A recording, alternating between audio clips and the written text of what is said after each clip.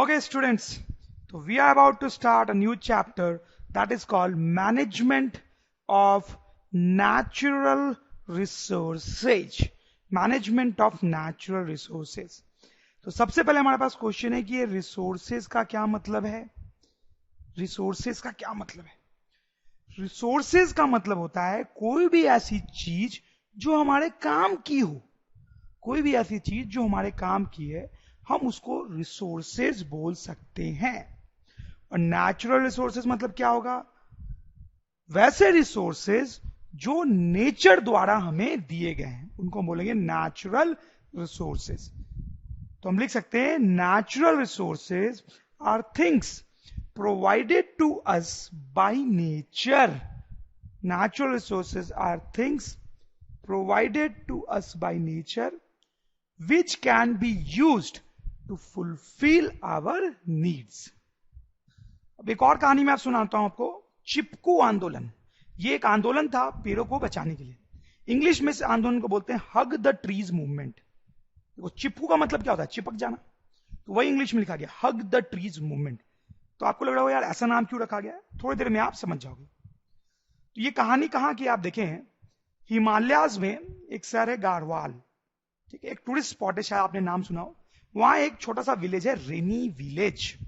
वहां की कहानी है, businessman got permission to cut trees in the village.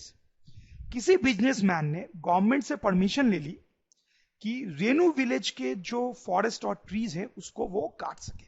तो रेनू विलेज के पास एक फॉरेस्ट था, तो एक बिजनेस ने परमिशन ले ली गवर्नमेंट से कि वो उन फॉरेस्ट को काट सके, ठीक है। So he sent people to cut trees. तो क्योंकि उसके पास लीगल परमिशन था तो उसने अपने कुछ लोगों को भेजा उन ट्रीज को काटने के लिए। लेकिन वहां के उस विलेज के जो लोग थे वो बिल्कुल नहीं चाहते थे कि फॉरेस्ट को काट के फॉरेस्ट को नुकसान पहुंचा जाए। तो जब वो लोग पेड़ काटने पहुंचे तो वहां की जो वुमेन थी, वुमेन डिड चिपकू आंदोलन। उन्होंने चिपकू आंदोलन शुरू कर दिया, जिसके कारण पेड़ काटना पॉसिबल नहीं हो रहा था। अब देखो उन्होंने चिपकू आंदोलन कैसे किया। आप देखें चिपकू आंदोलन की फोटो। लेडीज क्या करती थी, पेड़ से चिपक के खड़ी हो जाती थी, कुछ इस तरीके से। देखें आप इस फोटो में देख सकते हैं आप, पेड़ से चिपक के खड़ी हो जाती थी और बोलती थी पेड़ काटने वालों को, चलो काटो, काट सको पेड़ तो काटो। अब ऑब्वियस सी बात है, अगर ये लेडीज इस तरह से खड़ी हो जाएंगी तो जो पेड़ काटने वाले लोग हैं वो पेड़ नहीं काट पाएंगे। Spread in near by villages. तो ये जो चिपकू आंदोलन था वो आसपास के विलेजेस में भी फैल गया। आसपास के विलेजेस, दूसरे विलेजेस के लोग भी इसी तरीके से पेड़ों को काटने को अपोज करने लगे चिपकू आंदोलन से। फाइनली ये जो चिपकू आंदोलन है वो बहुत पॉपुलर हुआ, गवर्नमेंट की आंखें खुली और फिर government had to stop the businessman. तो फिर गवर्नमेंट को उस बिजनेसमैन को रोकना पड़ा कि आप पेड़ मत काटो। उसका जो परमिशन था पेड़ काटने का उसको कैंसिल करना पड़ा। तो आप देख सकते हैं किस तरह से लोकल लोगों ने लड़ के पेड़ों की रक्षा की। ये सारे नेचुरल रिसोर्सेज हमारे लिए बहुत इंपॉर्टेंट है, कैसे ये हम इस चैप्टर में देखेंगे। लेकिन आज हमारे ये नेचुरल रिसोर्सेज खतरे में है। क्यों खतरे में है? फॉरेस्ट को काटा जा रहा है, फॉरेस्ट बर्बाद हो रहे हैं, कम होते जा रहे हैं, वाइल्ड लाइफ को मारा जा रहा है, जानवर कम होते जा रहे हैं, पानी में वाटर पॉल्यूशन क्रिएट किया जा रहा है, इंडस्ट्री का वेस्ट आके इसमें मिल रहा है जिससे वाटर पॉल्यूटेड हो रहा है, हमारे रिवर्स और ओशंस गंदे हो रहे हैं।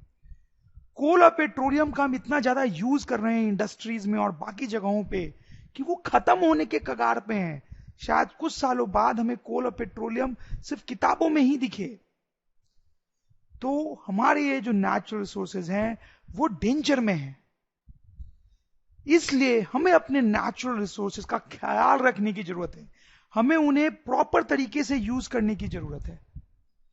इसी को हम बोलते हैं मैनेजमेंट ऑफ नेचुरल रिसोर्सेज, कि हमारे जो नेचुरल रिसोर्सेज हैं उनको हमें कैसे सही ढंग से मैनेज करना चाहिए ताकि हमारा काम भी चलता रहे और ये नेचुरल रिसोर्सेज डिस्ट्रॉय नहीं हो और सदियों तक अच्छे से मेंटेन रहे। तो वो कैसे करें यही हम इस चैप्टर में पढ़ेंगे। We need to manage our natural resources for following reasons. अभी हमारे नेचुरल रिसोर्सेज सही से मैनेज नहीं है, उनको हमें सही से मैनेज करने की जरूरत है। क्यों, देखते हैं। लिमिटेड, हमारे नेचुरल रिसोर्सेज लिमिटेड हैं। जैसे आप देखें, फॉरेस्ट को हम काटते जा रहे हैं तो एक ना एक दिन फॉरेस्ट खत्म हो जाएंगे, तो बड़ी प्रॉब्लम हो जाएगी। पेट्रोलियम, पेट्रोलियम को हम जिस रेट से यूज कर रहे हैं, जल्दी पेट्रोलियम खत्म हो जाएगा, तो फिर हमारी कारें कैसे चलेंगी, बसेज कैसे चलेंगी, हम एक जगह से दूसरी जगह जाएंगे कैसे, समझ रहे आप। तो क्योंकि हमारे नेचुरल रिसोर्सेज एक लिमिटेड अमाउंट में है, तो हमें उनको ऐसे यूज करना है, ऐसे मैनेज करना है ताकि वो ज्यादा से ज्यादा टाइम तक चल सके। वी आर पॉल्यूटिंग देम, अभी हम अपने नेचुरल रिसोर्सेज को पॉल्यूट कर रहे हैं। जैसे मैंने आपको बताया, वाटर को हम पॉल्यूट कर रहे हैं, तो ऐसा हमें नहीं करना है। We are not using resources in environment friendly way, we are not using resources in environment friendly way। जैसे आप देखें, अगर हम कोल और पेट्रोलियम को जलाते हैं तो उससे बहुत सारा धुआं निकलता है जो एयर पोल्यूशन क्रिएट करता है, जो कि सही बात नहीं है क्योंकि वो एनवायरनमेंट को खराब कर रहे हैं। तो हमें अपने नेचुरल रिसोर्सेज को इस तरह से यूज करना है कि एनवायरनमेंट पे निगेटिव इफेक्ट ना पड़े। नेक्स्ट है, natural resources should be equally distributed to all। Natural resources nature का एक गिफ्ट है हमारे लिए, तो वो नेचर का गिफ्ट हर इंसान को अवेलेबल होना चाहिए इक्वली। लेकिन अभी ऐसा नहीं है, कुछ लोगों को नेचुरल रिसोर्सेज ज्यादा अवेलेबल हैं और कुछ लोगों को बिल्कुल ही नहीं, तो ऐसा नहीं होना चाहिए। तो इन रीजन के कारण हमें अपने नेचुरल रिसोर्सेज को अच्छे से मैनेज करने की जरूरत है। तो हम फॉरेस्ट और वाइल्ड लाइफ की बात थोड़ी डिटेल में करेंगे। फॉरेस्ट के लिए ये टर्म यूज किया जाता है बायोडायवर्सिटी हॉटस्पॉट। क्या मतलब होता है इसका? बायोडायवर्सिटी का मतलब होता है डिफरेंट डिफरेंट टाइप के living organisms, different different type के लिविंग ऑर्गेनिज्म्स। तो क्या लगता है आपको, अगर आपको सबसे ज्यादा डिफरेंट डिफरेंट टाइप के लिविंग ऑर्गेनिज्म देखने हैं तो आपको कहां जाना चाहिए? किसी फॉरेस्ट में जाना चाहिए। फॉरेस्ट में डिफरेंट डिफरेंट टाइप के एनिमल्स मिलेंगे आपको, डिफरेंट डिफरेंट टाइप के बर्ड्स मिलेंगे, डिफरेंट डिफरेंट टाइप की बटरफ्लाईज मिलेंगी, फ्रॉग्स मिलेंगे, स्नेक्स मिलेंगे, डिफरेंट डिफरेंट टाइप के प्लांट्स मिलेंगे। तो फॉरेस्ट एक ऐसी जगह होती है जहां पे लिविंग ऑर्गेनिम्स पाए जाते हैं डिफरेंट डिफरेंट क्वालिटीज के, डिफरेंट डिफरेंट टाइप्स के। इसलिए फॉरेस्ट के लिए ये टर्म यूज होता है biodiversity hotspot. Protecting forest means protecting it's biodiversity. देखो, फॉरेस्ट को प्रोटेक्ट करने का मतलब है कि फॉरेस्ट की बायोडायवर्सिटी को प्रोटेक्ट किया जाए। जैसे आजकल क्या हो रहा है कि फॉरेस्ट से कुछ जानवर गायब होते जा रहे हैं। जैसे आपने सुना होगा टाइगर जो है वो खत्म होता जा रहा है फॉरेस्ट से हमारे, ठीक है। तो हम जब बोल रहे हैं फॉरेस्ट को प्रोटेक्ट करना है, तो उसका मतलब है उसकी बायोडायवर्सिटी को प्रोटेक्ट करना है, मतलब उसमें रहने वाले एनिमल्स, बर्ड्स, प्लांट्स, उन सब को हमें प्रोटेक्ट करना है। It is necessary to protect biodiversity for stable ecosystem. देखिए आप, इकोसिस्टम के बारे में हमने पहले पढ़ा है, ठीक है। तो हमने देखा था कि इकोसिस्टम में डिफरेंट डिफरेंट ऑर्गेनिज्म्स एक दूसरे पे डिपेंडेंट होते हैं और सिस्टम को चलाते हैं। तो अगर कुछ एनिमल्स और प्लांट गायब हो जाएंगे तो इकोसिस्टम जो है वो डिस्टर्ब हो जाएगा।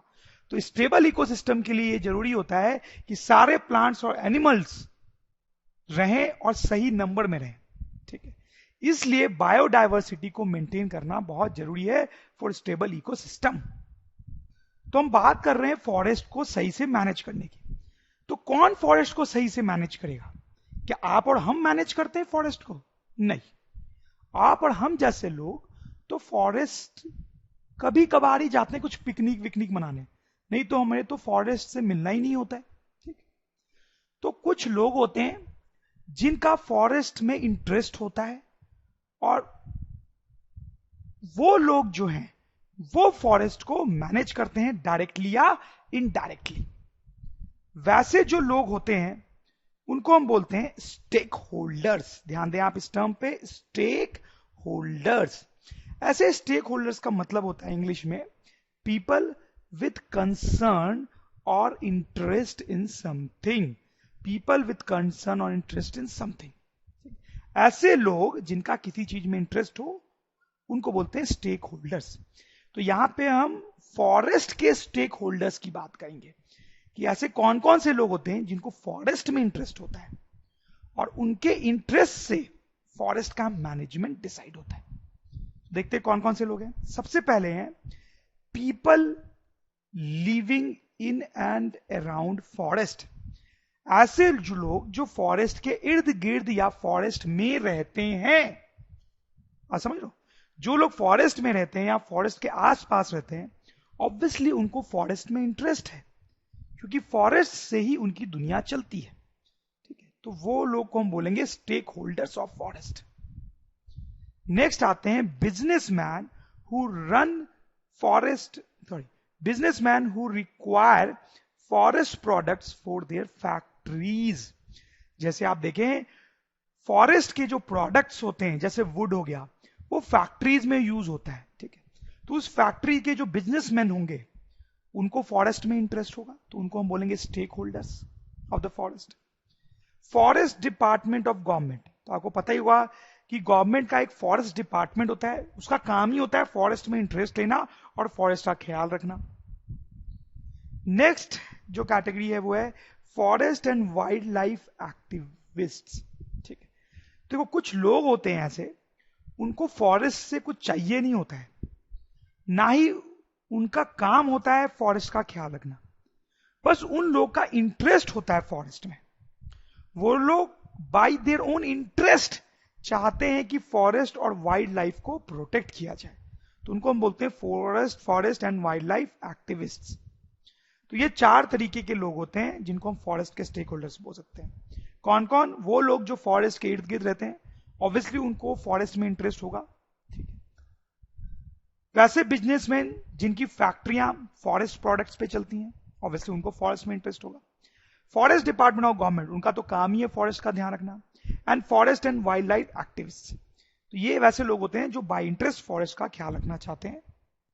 ऐसे तो क्या होता है, ये जो एक्टिविस्ट लोग होते हैं इनको ज्यादा इंटरेस्ट होता है लॉयन, टाइगर, एलिफेंट, इन सब टाइप के बड़े एनिमल्स को बचाने में। ठीक है, इनमें इनका मेन इंटरेस्ट होता है।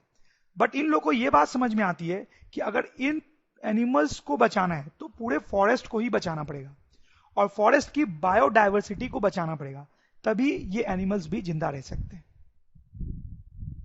तो सबसे पहले हम फर्स्ट स्टेक होल्डर के बारे में थोड़ा डिटेल में देखेंगे, people living in and around forest, how they use forest.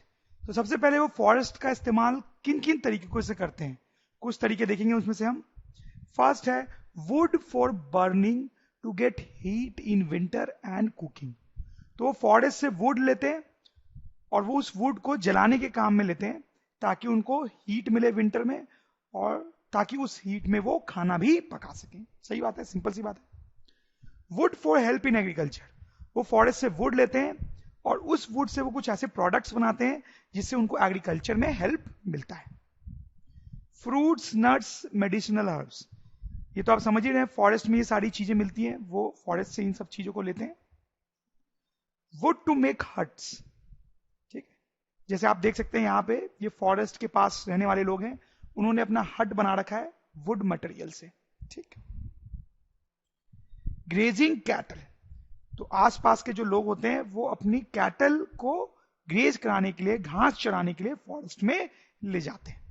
तो ये कुछ बेसिक तरीके हैं जिससे लोग फॉरेस्ट को यूज करते हैं। तो आपको ऐसा लग रहा होगा कि आसपास रहने वाले लोग जो हैं वो फॉरेस्ट की जान निकाल लेते हैं और वो फॉरेस्ट को बहुत नुकसान पहुंचाते होंगे इन तरीकों से, लेकिन ऐसा बिल्कुल भी नहीं है। देखिए आप, these people do not harm forest, please note the word not.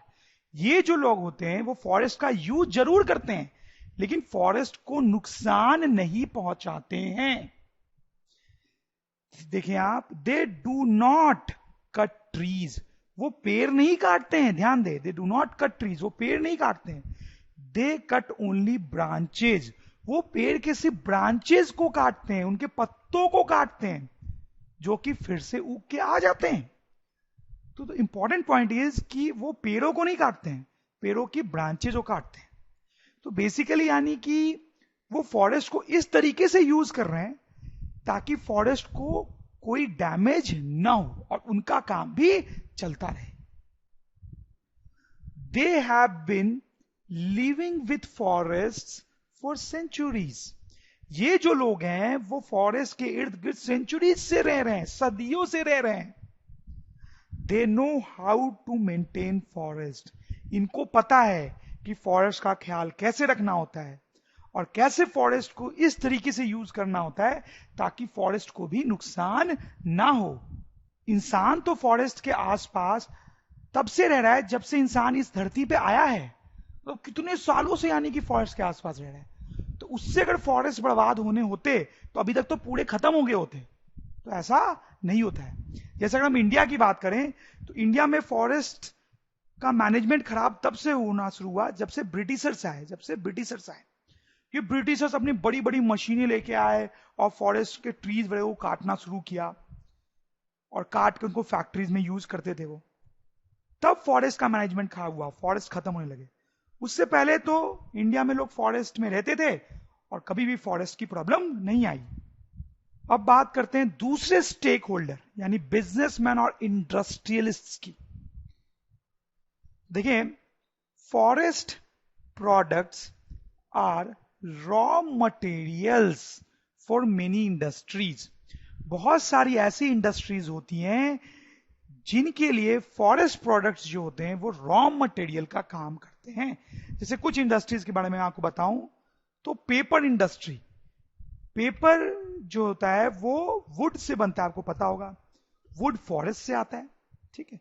तो पेपर इंडस्ट्री का जो रॉ मटेरियल है वो कहां से आ रहा है, फॉरेस्ट से। जैसे फर्नीचर इंडस्ट्री या टिम्बर इंडस्ट्री, तो ऑब्वियसली फर्नीचर वुड से बन रहा है, वुड फॉरेस्ट से आ रहा है। लाख इंडस्ट्री, लाख क्या होता है शायद आपको पता ना हो, लाख एक सब्सटेंस होता है जो ज्वेलरी बनाने के काम आता है। देखिए आप बैंगल्स बनाने के काम आ रहा है यहाँ पे। लाख जो होता है वो फॉरेस्ट से मिलता है। ऐसी और बहुत सारी इंडस्ट्रीज होती हैं जो फॉरेस्ट पे डिपेंडेंट होती है, जैसे कि स्पोर्ट्स प्रोडक्ट्स बनाने वाली फैक्ट्रीज, जैसे क्रिकेट के लिए जो बैट बनाती होगी वो तो ऑब्वियसली फॉरेस्ट से रॉ मटेरियल लेगी। तो ये सारी जो इंडस्ट्रीज होती हैं इनका रॉ मटेरियल फॉरेस्ट से आता है। तो इन इंडस्ट्रीज को चलाने के लिए बहुत सारा डिफॉरेस्टेशन करना पड़ता है। अब देखें, बहुत सारी लकड़ियों को काटना पड़ता है जिससे फॉरेस्ट क्या होते हैं, बर्बाद होते हैं, फॉरेस्ट का मैनेजमेंट खराब होता है। समझ रहे हैं आप मेरी बात? तो ये जो स्टेक होल्डर्स हैं, बिजनेस और इंडस्ट्रियलिस्ट, उनके कारण फॉरेस्ट का काफी डैमेज होता है। For industrialist, forest is just a mode of supplying raw material. ये जो इंडस्ट्रियलिस्ट होते हैं उनके लिए फॉरेस्ट सिर्फ एक जरिया है उनकी फैक्ट्रीज के रॉ मटेरियल को सप्लाई करने के लिए। ये जो इंडस्ट्रियलिस्ट हैं उनके लिए फॉरेस्ट सिर्फ एक जरिया है रॉ मटेरियल सप्लाई करने के लिए। दे do not care about forest, वो एक्चुअली में फॉरेस्ट के बारे में कंसर्न्ड नहीं होते हैं, उनको अपना बिजनेस चलाना होता है, जिसके कारण फॉरेस्ट की बहुत बर्बादी होती है। ये सब जो हो रहा है इनफैक्ट उसको सॉल्व करने का तरीका है। क्या तरीका है? This deforestation will not be a problem if afforestation is done. afforestation क्या होता है आपको पता होगा? afforestation का मतलब होता है ट्रीज प्लांट करना, जैसे ये लोग ट्रीज प्लांट कर रहे हैं। डिफॉरेस्टेशन का मतलब होता है ट्रीज काटना, जैसा यहां पे हुआ है। और एफॉरेस्टेशन का मतलब होता है ट्रीज प्लांट करना। तो सिंपल सी बात है यार कि अगर हम पेड़ काट रहे हैं, ठीक है, अगर हम उसकी जगह पे उतने ही पेड़ प्लांट कर दें फिर से तो कोई प्रॉब्लम नहीं होनी चाहिए, ठीक। लेकिन कई बार ऐसा नहीं हो पाता है जिसके कारण प्रॉब्लम होती है। इनफैक्ट गवर्नमेंट ने एक प्लान स्टार्ट किया है जिसका नाम है, एक प्रोग्राम स्टार्ट किया है जिसका नाम है सिल्वी कल्चर, ठीक है। सिल्वीकल्चर, ये जो प्रोग्राम है इसके अंदर क्या होता है, नए नए प्लांट्स लगाए जाते हैं, जहां जहां प्लांट काटे जाते हैं वहां वहां नए प्लांट्स लगाए जाते हैं ताकि फॉरेस्ट का लॉस नहीं हो। तो हम ऐसा लिख सकते हैं, silviculture is a program to plant trees to save forest. कई बार इन इंडस्ट्रीज के कारण एक अलग टाइप की सिचुएशन भी होती है। जैसे आप देखें, pine, teak, eucalyptus are usually used for furnitures. जैसे फर्नीचर के लिए वुड का यूज होता है, तो जनरली इन ट्रीज का यूज होता है फर्नीचर बनाने के लिए। तो अब क्या करते हैं, ये वुड हमें बहुत, ये जो प्लांट्स हैं इनके वुड हमें बहुत ज्यादा क्वांटिटी में चाहिए होते हैं, तो उसके लिए कई बार क्या किया जाता है, कई बार नहीं बहुत बार हरे भरे फॉरेस्ट को साफ कर दिया जाता है और उसके जगह पे सपोज करो टीक का प्लांटेशन कर दिया जाता है, मतलब टीक के बहुत सारे पेड़ लगा दिए जाते हैं। ठीक है, अब ये टीक के पेड़ जब बड़े होते हैं तो इनको काट के फर्नीचर बना लिया जाता है, फिर यहां पे फिर से टीक के पेड़ लगा दिए जाते हैं, फिर वो बड़े होते हैं, फिर इनको काट लेते हैं और यही सिलसिला चलता रहता है। ठीक, तो आपको ऐसा लग सकता है कि यार ये तो ठीक काम किया गया, फॉरेस्ट को काटा गया तो वहां पे दूसरे पेड़ लगा दिए गए, तो देखा जाए तो फॉरेस्ट का लॉस नहीं हुआ। लेकिन ऐसा नहीं है, यहां पर भी फॉरेस्ट का लॉस है। कैसे? This leads to loss of biodiversity. ध्यान दें आप, this leads to loss of biodiversity. देखें, पहले जब यहां पे फॉरेस्ट था तो डिफरेंट डिफरेंट टाइप के प्लांट्स रहे होंगे, डिफरेंट डिफरेंट टाइप के एनिमल्स यहां रहते होंगे, इंसेक्ट्स रहते होंगे, बर्ड्स रहते होंगे, ठीक है, डिफरेंट डिफरेंट टाइप के। लेकिन अब जब आपने यहां पे सिर्फ टी प्लांटेशन कर दिया, बस एक ही टाइप के पेड़ हैं, पहले बहुत तरह के पेड़ रहे होंगे, अब सिर्फ एक ही टाइप के पेड़ हैं, तो यहां पे वो एनिमल्स, बर्ड्स सब खत्म हो गए। ठीक है, तो बायोडाइवर्सिटी का लॉस हो गया है। तो ऐसी सिचुएशन भी फॉरेस्ट के लिए सही नहीं होती है। फॉरेस्ट डिपार्टमेंट, तो ये हमारा तीसरा स्टेक होल्डर है। अब इसके बारे में देखेंगे। ऐसे तो ये डिपार्टमेंट बनता है फॉरेस्ट की भलाई के लिए, बट कई बार उसके कारण भी फॉरेस्ट को लॉस होता है। जैसे allowing plantation of timber trees. तो देखें, हमने अभी भी ये कहानी पढ़ी थी, ठीक है, तो ये जो चीज होती है वो फॉरेस्ट डिपार्टमेंट जब अलाउ करता है तभी होती है। फॉरेस्ट डिपार्टमेंट अलाउ करता है कि हाँ ठीक है, फॉरेस्ट हटा दिए जाएं और वहां पे टीक प्लांटेशन कर दिया जाए, तभी ये सब काम होता है। ठीक, तो भले इंडस्ट्री के लिए होता है, लेकिन अलाउ कौन करता है ये सब करना? Forest department. तो आप देख सकते हैं फॉरेस्ट डिपार्टमेंट के कारण लॉस होता है फॉरेस्ट को। तो आप सोच रहे होंगे फॉरेस्ट डिपार्टमेंट को अलाउ ही नहीं करना चाहिए, वो क्यों अलाउ करता है? उसका रीजन है they allow for revenue. Forest department के पास जो रेवेन्यू है, पैसा है, वो ऐसा करने से आता है। ठीक है, वो ये जो टीक प्लांटेशन के लिए वो अलाउ कर रहे हैं, तो वो जो पेड़ बिकेंगे बाद में फैक्ट्री वालों को, तो उससे फॉरेस्ट डिपार्टमेंट को पैसा मिलता है। नेक्स्ट पॉइंट है कीपिंग लोकल पीपल अवे। देखिए क्या होता है, जब फॉरेस्ट डिपार्टमेंट किसी फॉरेस्ट का ख्याल रखता है तो वो आसपास के लोगों को फॉरेस्ट से अलग कर देता है, उनको फॉरेस्ट के मैनेजमेंट में इंटरफेयर नहीं करने देता। ठीक है, उससे भी कई बार फॉरेस्ट का लॉस होता है। जैसा तो आप समझ ही सकते हैं कि मैंने आपको बताया था कि ये जो लोकल लोग होते हैं ये फॉरेस्ट में सदियों से रह रहे होते हैं, तो इनको फॉरेस्ट को मैनेज करना आता है। लेकिन फॉरेस्ट डिपार्टमेंट क्या करता है, उन लोकल लोगों को फॉरेस्ट के मैनेजमेंट से बिल्कुल हटा देता है, जिससे फॉरेस्ट का लॉस होता है। जैसे उसका एक बहुत अच्छा एग्जाम्पल भी है, हिमालयन नेशनल पार्क। ये एक इंडिया का बहुत बड़ा नेशनल पार्क है। ठीक है, वहां पे एक खास तरह की ग्रास उगती है। ठीक, तो पहले क्या होता था कि आसपास के जो लोग होते थे फॉरेस्ट में रहने वाले, वो अपने कैटल को, अपने गाय भैंसों को लाते थे जो इन ग्रासेस को खाती थी। ठीक है, लेकिन जब फॉरेस्ट डिपार्टमेंट ने इस नेशनल पार्क का चार्ज संभाला तो उसने उन लोकल पीपल को मना कर दिया कि आप अपने कैटल को यहां लाके ग्रास खाने मत दो, उनको अलग कर दिया फॉरेस्ट से। ठीक है, तो उससे घाटा हुआ। क्या घाटा हुआ एक्चुअली में, कि अब कैटल आके इस ग्रास को नहीं खाती थी, तो ये ग्रास हद से ज्यादा बढ़ गई, हद से ज्यादा बढ़ गई, और बढ़ के ये झुक गई नीचे की तरफ, नीचे की तरफ झुक गई। तो आप समझ सकते हैं जब ये नीचे की तरफ झुकी तो आसपास के एरिया पे गिर गई, तो आसपास में इसने किसी और प्लांट्स को ग्रो करने नहीं दिया, जिससे फॉरेस्ट का लॉस हो रहा था। तो आप देख सकते हैं लोकल लोगों को दूर रखने से कई बार फॉरेस्ट का बहुत ज्यादा लॉस हो जाता है। फिर अगली प्रॉब्लम होती है construction of roads, buildings and dams. Forest department के अप्रूवल से फॉरेस्ट में रोड्स बनती हैं, बिल्डिंग्स बनती हैं, डैम्स बनते हैं, तो इन सब से भी फॉरेस्ट का काफी लॉस होता है। फिर फॉरेस्ट में टूरिस्ट आते हैं तो वो बहुत सारी गंदगी छोड़ के जाते हैं, उससे भी फॉरेस्ट खराब होते हैं। लास्ट स्टेक होल्डर्स हैं हमारे एक्टिविस्ट। ये जो लोग होते हैं इनका कोई पर्सनल अपना इंटरेस्ट नहीं होता है फॉरेस्ट को बचाने में, ठीक है। Just love for forest and wild life. Generally ये ऐसे लोग होते हैं जिनको फॉरेस्ट और वाइल्ड लाइफ से वाकई प्यार होता है, जिसके कारण ये उसको बचाने की कोशिश करते हैं, उनका पर्सनल इंटरेस्ट नहीं होता है। Put demands in front of government to make proper laws to protect forest. तो ये जो लोग होते हैं वो गवर्नमेंट से ऐसी मांग करते हैं कि गवर्नमेंट जो है वो प्रॉपर लॉज बनाए ताकि फॉरेस्ट को प्रोटेक्ट किया जाए, ठीक है। और कुछ गलत हो रहा होता है तो उसके अगेंस्ट मोर्चा निकालते हैं, उसके अगेंस्ट फाइट करते हैं और फॉरेस्ट को बचाने की कोशिश करते हैं।